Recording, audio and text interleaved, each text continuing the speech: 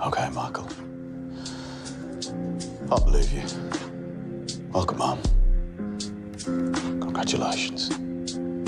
Just remember, your unborn child has witnessed what you said. Thomas. And it will be born according to... Where the fuck are you going? You fucking mad. You are free to fucking leave, Michael.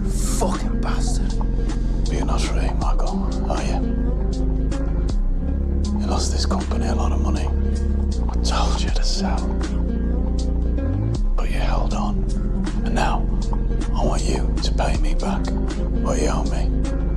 There is work you can do, there are risks you can take. We were close before. Now, I want you closer still.